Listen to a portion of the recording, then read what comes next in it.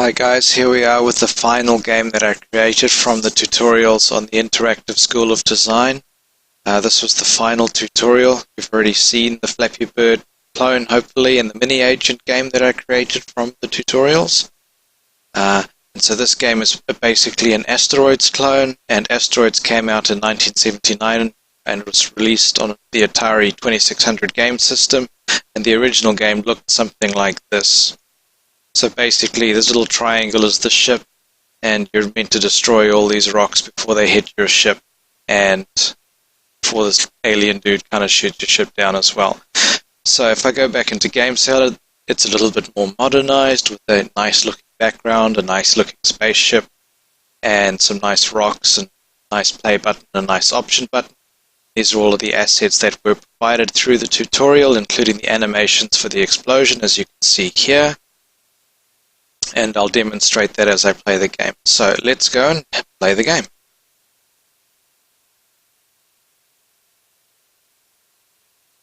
So here we are with a nice little start menu, and if I wait for a few seconds, what's going to happen is a few rocks are going to come spinning onto the screen.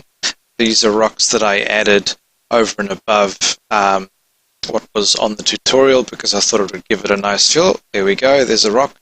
It's coming in from They're all coming in from various different places and spinning across the screen. And even simple, subtle programming differences, such as making sure the rocks go underneath the play and options button by making sure that the actors or assets are sent to the back of the screen. You may also notice the rocks are bouncing off each other. And that's another thing that needs to be programmed in, otherwise they just go right through each other. So they bounce off, and the physics looks good because they bounce off in what would be considered to be the right direction. So, let's play the game. So here I am, Mr. Spaceship, and the aim of the game, same as Asteroids, is to make sure that none of the rocks hit my ship. There we go.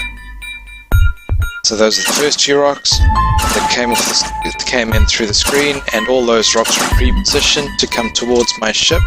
All these other rocks that you're seeing here are actually being spawned, and that's part of the programming that's gone into the game as well.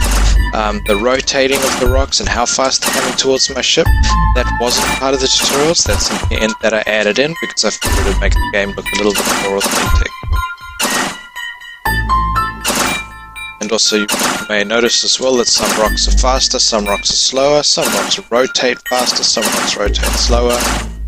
And that's also a function that I built in as well. It's called a random function, so it randomly rotates the rock fast or slow or somewhere in between, and also sends the rock towards my ship fast or slow or somewhere in between. Something else that wasn't in the tutorial that I programmed in as well was in the original tutorial the ship never moved.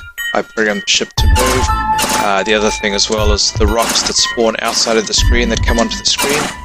They were originally programmed just to go towards the center of the screen where the ship was, and I programmed them to go to wherever the ship was in space when the rock spawns. The rocks are always heading towards my ship, and it just makes the game a little bit more challenging and makes the rocks a little bit more asteroids, a little bit more menacing as well.